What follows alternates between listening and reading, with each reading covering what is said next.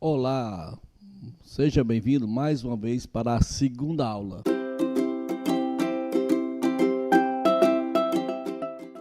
Trataremos sobre a estrutura da Bíblia. O nosso objetivo nesse ponto é estudar a estrutura da Bíblia, sua composição, sua divisão, partes e assunto. Lembrando que a mensagem de toda a Bíblia, de Gênesis a Apocalipse, ela é cristocêntrica. Muito bem, interessante que Deus, na sua inspiração, olha o que ele fez. Imagine você colocando 40 escritores, 40 alunos numa sala de aula. E ali o professor, Deus começa a apontar as temáticas do qual cada escritor deveria falar.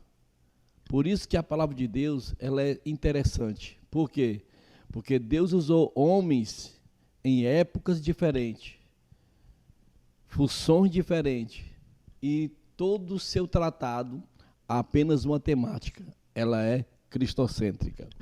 Interessante que no Antigo Testamento também tem sua estrutura. No caso, são 39 livros, como também no Novo Testamento tem 27.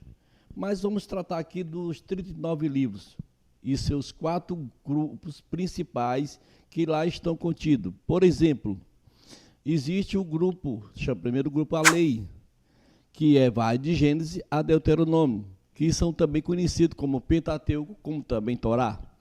Existe também um segundo grupo, que é os históricos, que no caso são 12 livros que vai de Josué a Esther.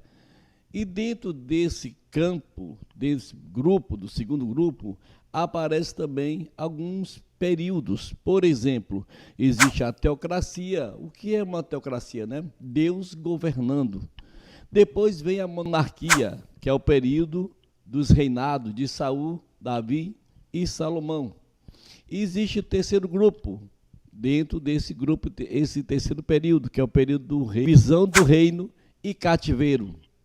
E depois tem outro grupo, que é o pós-cativeiro, período em que Zorobabel, Esdras e Neemias estavam à frente do trabalho da obra de Deus. Interessante, queridos, quando eu quero aqui tratar acerca da monarquia, povo tratando agora, o povo querendo que um governo humano comece a tomar lugar da teocracia. Naquele exato momento, o povo pede e Deus dá a Saul como rei. E nós sabemos que quando Deus age na vida das pessoas, quando Deus trabalha na vida das pessoas, é um trabalho perfeito. Infelizmente, quando há homens governando, sempre acontece as imperfeições. E existe também o quarto e o último, o quarto, melhor dizendo, que é os poéticos, que são um livro que vai de Jó até Cantares. Interessante que eu me lembrei de um adágio, né, popular que fala sobre que a voz do povo é a voz de Deus, né? Interessante, né? Que esse adágio popular, se a gente fosse colocar, se a gente coloca em prática, realmente, infelizmente, a gente cai numa decepção. Muito bem. Existem os períodos poéticos, que vai de Jó até Cantar de Salomão. Também são chamados poéticos, devido à sua afinidade.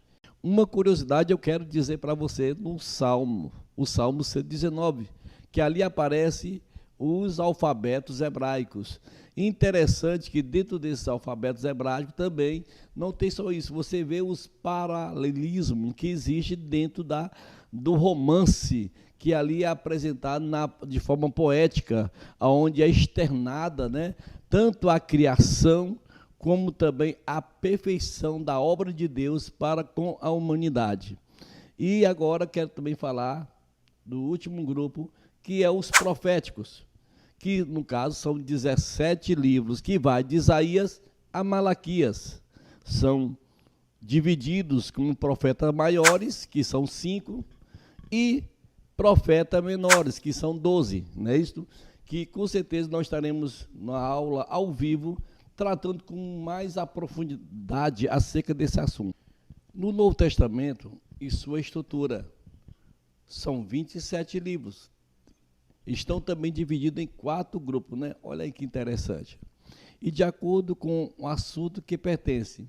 Exemplo, existem os livros biográficos, que são os 4 evangelhos. Existe também os históricos, que é o livro de Atos dos Apóstolos. Também existe 21 epístolas, que vai de Romanos a Judas. São 13 são paulinas, 7 são consideradas universais, apesar da segunda e terceira epístola de João são endereçadas a indivíduos. Existe também o livro profético, que é o livro de Apocalipse, ou o livro da Revelação. Nós podemos observar também por que a Bíblia ela tem uma mensagem muito cristocêntrica, porque existe uma temática em todos os livros da Bíblia. Por exemplo, em Gênesis, ele é o descendente da mulher, e chegando no Apocalipse, ele é o alfa e o ômega. Muito obrigado, boas aulas.